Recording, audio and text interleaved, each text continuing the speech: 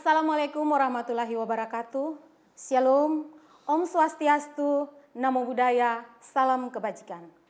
Selamat pagi dan selamat datang dalam podcast Talk Show Binmas Turangga, Polda Nusa Tenggara Timur. Bersama saya Erni Florencia, selama 20 menit ke depan saya akan menemani sahabat Binmas seluruh dimanapun Anda berada. Dan kita akan membahas tentang masalah-masalah yang sedang marak saat ini, yaitu yang berkaitan dengan kenakalan remaja. Dan bagi sahabat Binmas yang ingin bertanya, bisa ketik komen pada line komen di bawah live Instagram kami. Pada pagi hari ini sudah hadir bersama kami di dalam studio podcast Dit Binmas Turangga, Bapak Kabak Wasidik Ditreskrim Polda Nusa Tenggara Timur, AKBP Dr. Dodi Eko Wijayanto, SHM Hum. Selamat pagi Pak. Selamat pagi. Salam sehat dan salam presisi. Sehat, alhamdulillah. Ya. Baik Pak, berbicara mengenai kenakalan remaja nih Pak. Sahabat Binmas yang ada di rumah maupun di mana saja, mungkin masih awam nih Pak tentang arti dari kenakalan remaja itu sendiri. Baik. Erni ya, jadi kita ini kan sebelum membahas kenakalan remaja, kita harus tahu remaja itu yang bagaimana. Kriteria remaja itu yang bagaimana, tentunya kita harus tahu. Karena kalau dalam undang-undang itu ada yang disebut dengan anak, ada yang disebut dengan di bawah umur, ada yang disebut belum dewasa, dan sebagainya seperti itu dalam undang-undang. Kalau kita lihat KUHP yang dimaksud dengan orang dewasa 18 tahun ke atas, seperti itu. Nah, di bawah itu adalah anak. Nah, kalau kita melihat Makolak Impres tahun 71 yang disebut remaja itu adalah mereka yang berusia 13 sampai dengan 17 tahun dan atau sampai 21 tahun dalam kurung belum kawin. Sudah kawin tidak bisa disebut lagi sebagai remaja. Yang mengalami perkembangan cepat baik fisik maupun psikis sehingga terjadi pertentangan lahir maupun batin. Jadi secara fisiknya berkembang, psikisnya juga berkembang cepat. Kalau dia tidak mampu mengendalikan, yang muncul adalah kenakalan. Nah, remaja itu memiliki sifat antara lain heroik, egois, nafsu kuat, suka ikut-ikutan, ingin disebut dewasa tapi belum dewasa dan masih memilih nilai-nilai. Itu sifat remaja. Siapapun, dulu RT kita remaja ya, pasti memiliki sikap seperti itu. Rasa ingin tahunya tinggi. Nah, ingin tahunya tinggi. Heroik itu berjiwa pahlawan. Pahlawan bagi dirinya. Misalnya kalau dulu misalnya saya mau nembak sama RT, mau apel ke rumahmu itu supaya dibilang hebat, motor saya tak pakai gaya-gayaan, lampunya misalnya saya ganti dengan lampu senter misalnya, terus kemudian bensinnya saya ganti tempat tangkinya itu dengan botol, misalnya seperti itu. Atau saya memakai baju yang anak-anak pakai jaket tapi kemudian kaos singletnya tak taruh di luar. Terus kemudian saya pakai kacamata lebih kecil daripada mata. Itu kan namanya heroik. Kemudian yang kedua egois, masih merasa bahwa dirinya itu tidak bisa dicampur dengan orang lain. Itu remaja seperti itu. Kalau misalnya ada pertandingan, dia menang, kontingennya dia bilang ini karena saya, ini adalah saya. Itu egois. Kemudian yang ketiga ini yang bahaya juga, ini nafsu seks kuat. Di remaja itu mulai nafsu seksnya mulai terbangun, sehingga mulai ada masa puber pertama, kemudian dia mulai minimal dia mengagumi lain jenis, dan seperti itu. Yang keempat, suka ikut-ikutan. Jadi kalau misalnya anak itu sebenarnya pendiam, tapi karena kumpul dengan teman-temannya, ada cewek liwat, dia dia tidak pendiam lagi, ya, Pak, ya? Sweet. Dia teriak-teriak, padahal dia pendiam. Ya, karena ini sifat suka ikut-ikutan. Yang kelima, ingin disebut dewasa. Walaupun anak-anak, dia dikatakan anak-anak tidak mau lagi, dia merasa bahwa saya ini sudah dewasa. Yang keenam, masih memilih-milih nilai. Artinya dia belum tahu nilai ini baik atau buruk. Jadi belum misalnya bisa kalau membedakan ya Pak, tidak ya? bisa membedakan yang baik katanya buruk jadinya malah baik. Ada seorang guru yang disiplin, tertib, suka ngasih ulangan, kemudian kasih nilai langsung pada muridnya, tegas, dia bilang guru jahat.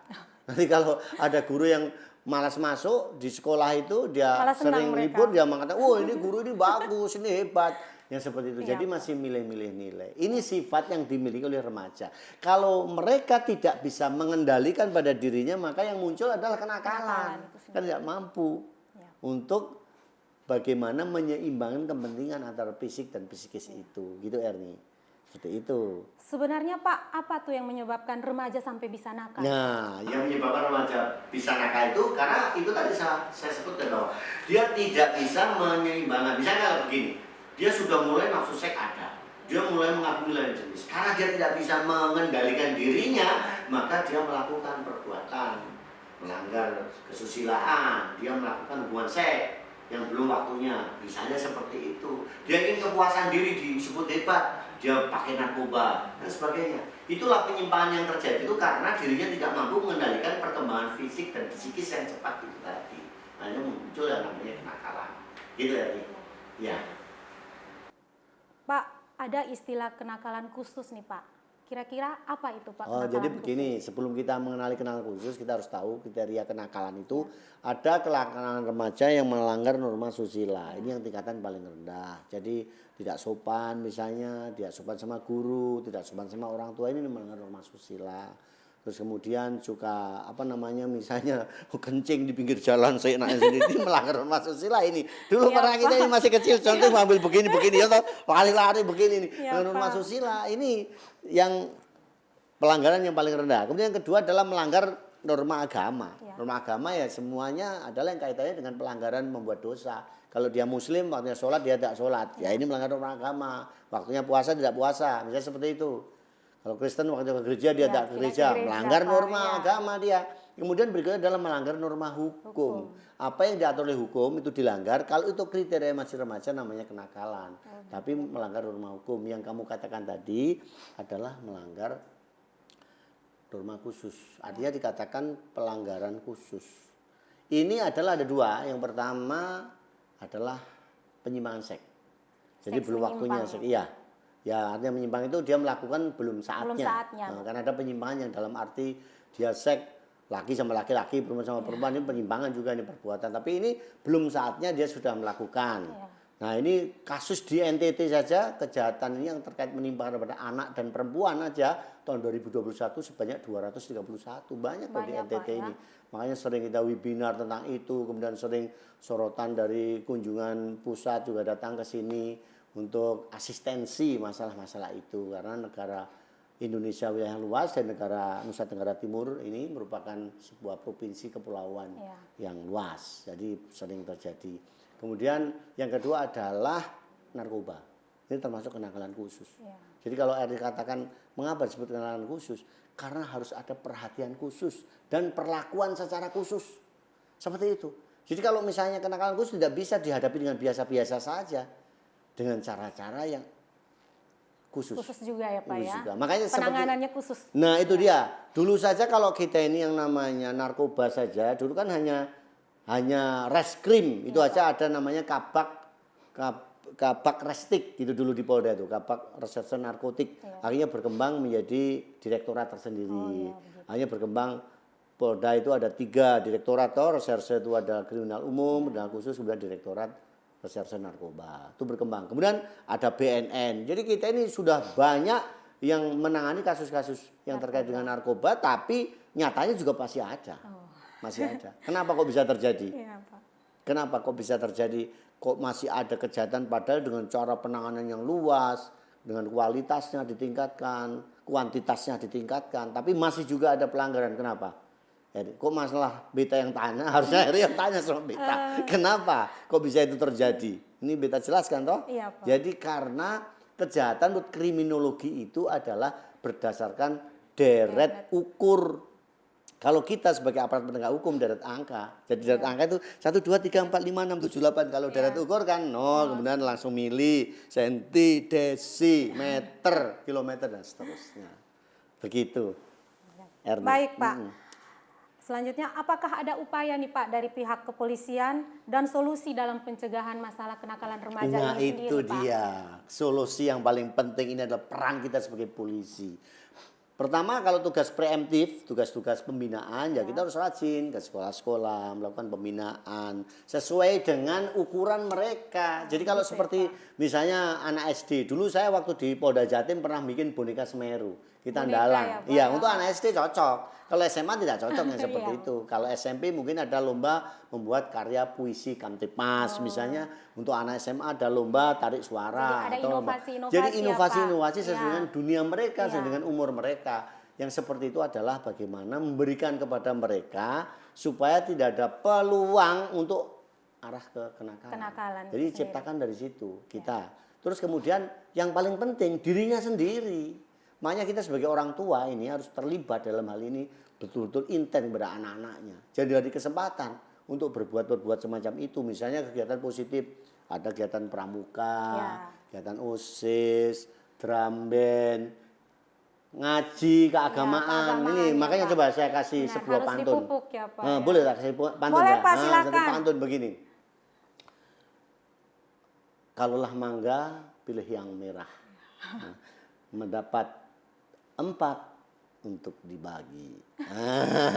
Kau harus bilang cakep, Cakep, gitu Pak, dong. cakep, cakep. Cakep. Kalau masih muda, rajin beribadah, Ya. menjadi pejabat, tidak korupsi. Ya. Iya. Kan begitu. Jadi kita ini ibadah itu ditanamkan mulai muda, Iya, Pak. tidak melakukan penyimpangan, tidak kenakalan, konsentrasi belajar, jadi pejabat juga bagus. Kan seperti itu, harapan masa depannya seperti itu. Baik, Pak. Sebelum kita lanjut, di live Instagram kita, Pak, sudah ada 2 penanya. Yang pertama dari @helmisanda nih, Pak. Jika remaja di bawah umur melakukan tindakan asusila, apa bisa dijerat hukuman? Silakan, Pak. Bisa. Jadi kalau itu melanggar norma hukum yang terjadi bisa. Anak melakukan pornografi, anak melakukan kejahatan-kejahatan yang menyerang terhadap kehormatan bisa dilakukan. Cuman kalau untuk anak-anak hukumannya sepertiga. Oh, dari hukuman sepertiga orang ya, Pak, dari dewasa. hukuman orang dewasa. Ada 3 opsi. Pertama, dihukum dengan hukuman sepertiga. Ya. Ya. Yang kedua, diserahkan kepada lembaga tertentu. Nah, yang ketiga dikembalikan kepada orang tuanya. Jadi opsinya apa? Seperti itu. Ya. Baik, Pak. Yang kedua dari Muhammad Datahir Hasabullah. Ini bukan Muhammad tetangga saya ini, bukan ya kayaknya. Bukan. Kita juga punya tetangga namanya Muhammad. Ini. Ini, Pak, pertanyaannya, dampak yang ditimbulkan dari kenakalan remaja di masyarakat, Pak. Ya, sebelum mendapat dampak kepada masyarakat tentu juga berdampak pada dirinya sendiri dong. Kalau dia nakal, akhirnya dia hancur juga masa depannya. Iya. Kalau dampak kepada masyarakat, kalau dia nakal, dampaknya tergantung kenakalan itu. Kalau misalnya vandalisme, coret-coret, membuat tulisan-tulisan yang jahat, mengaruhi pada orang untuk oh ini apa yang sebenarnya ini? Apakah ini benar? Apakah ini hanya isu saja? Gitu. Terus kemudian kalau dia suka mabuk misalnya, mempengaruhi, ngerusak, Iya. menghancurkan lingkungannya, tetangganya juga ikut terbawa kacau, terbawa takut juga dengan sikap-sikap mereka. Ada juga remaja-remaja mabuk masih SMA. Itu biasanya tidak langsung mabuk begitu. Pertama mulai coba-coba rokok, Dari awalnya mabuk, coba-coba. Coba-coba nanti narkoba. Narkoba, iya, Pak. Ini makanya jangan coba-coba. Kan Jangan gitu. coba-coba Jangan ya, Pak. coba-coba. Harus kita benar-benar kepada anak-anak kita Iya. ini. Seperti itu. Baik, Pak. Semoga jawaban dari... Oh, masih ada satu lagi, Ada ini Bapak. lagi Vero. Nah. Dari @vero. Nah. Bapak, bukankah remaja kalau tidak nakal bukan remaja? Bagaimana menurut Bapak? Kalau bukankah remaja kalau tidak nakal itu bukan remaja, Pak? Ya kalau namanya dewasa bukan kenakalan lagi ya, pelanggaran hukum. Pelanggaran kalau dewasa. Itu sebutan. Jadi begini ya, sebutan dalam makna atau kata atau arti ya. Kalau di dalam bahasa Indonesia kan ada namanya arti leksikal, ada arti gramatikal. Arti leksikal itu arti yang lepas dari kamus. Misalnya kalau kita mengatakan Erni itu sekarang sudah dewasa. Oh berarti umurnya 20 tahun ke atas. Kalau saya mengatakan begini, dewasa ini lagi musim mangga. Ya. Berarti bukan umur, tapi itu adalah situasi saat Situasi, sekarang. ya. Nah, bahasa yang digunakan kenakalan remaja ini adalah bahasa arti secara arti gramatikal. Seperti itu yang Ya. kita sadari. Sehingga kalau yang disebut nakal itu masih bisa dibina. Makanya tadi kalau anak-anak kan bisa juga dikembalikan pada orang tuanya, Orang tua, bisa iya, serahkan Pak. lembaga tertentu, bisa juga dihukumkan. Kita pilih seperti ini. Nah kalau dewasa ada pilihan, dewasa yang nakal ya, kalau dia melanggar hukum ya kita proses hukum. Seperti itu yang Seperti itu, terjadi. Pak. Itu artinya ya. Ya, Pak. Bagus tuh pertanyaannya. Ya. Dewasa nakal. Baik, Semoga jawaban dari Bapak Dodi tadi bisa menjawab pertanyaan dari Bapak, Ibu, sahabat Binmas semua yang ada di mana saja berada. Tidak terasa nih Pak, kita sudah hampir sampai di penghujung acara kita. Mungkin ada penekanan-penekanan ataupun pesan-pesan nih Pak buat katongpung semua kaula muda, remaja-remaja Nusa Tenggara Timur, khususnya remaja Kota Kupang nih Pak. Iya. Silakan. Pesan untuk Erni atau untuk sana? Untuk remaja Pak. Kalau pesan untuk Erni kok sekarang nampak lebih cantik daripada biasanya. Terima Iya. kasih Pak. Luar biasa. Jadi kalau untuk masyarakat ya, terutama yang mengikuti podcast dari Binmas Polda Nusa Tenggara Timur ini, perlu saya sampaikan bahwa kita ini adalah memiliki masa depan. Yang sudah berjalan adalah kenyataan, yang kemarin kenangan. Yang kita harapkan masa depan bangsa adalah masa depan bangsa yang sukses. Masa depan bangsa yang sukses sangat tergantung oleh para generasi muda, khususnya remaja kita ini. Presiden Soekarno pernah mengatakan, carikan saya 10 pemuda yang pandai, saya akan sanggup meratakan gunung Tangkuban Perahu. Sebaliknya carikan saya 10 pemuda yang militan, saya akan sanggup untuk menggegerkan dunia. 10 pemuda yang militan. Militan itu pemuda yang bagaimana setelah kita kaji adalah mereka yang memiliki sikap tanggap, tangguh, tanggung dan terengginas. Ini nanti kita bahas di hari kemudian kalau saya diundang lagi. Iya, episode berikutnya ya Pak ya. Yang ini adalah bagaimana kita menjadi pemuda-pemuda kita supaya terhindar dari kenakalan dan menjadi pemuda-pemuda harapan bangsa. Karena kita sendiri sebagai polisi ini bagian daripada fungsi pemerintahan di bidang Kamtipmas juga ikut ambil bagian dalam rangka mencerdaskan kehidupan bangsa. Bangsa yang cerdas adalah bangsa yang peduli pada negaranya untuk kemajuan bangsanya itu sendiri. Terima kasih. Baik Pak, terima kasih Bapak sudah meluangkan waktu untuk hadir di podcast kami. Sukses terus buat Bapak. Dan bagi sahabat Binmas yang ada di rumah, jangan lupa untuk di-like dan di-like dan di-komen serta ikuti Instagram kami, Instagram Ditbinmas Polda Nusa Tenggara Timur. Akhir kata, selamat siang dan sampai jumpa. Sampai jumpa.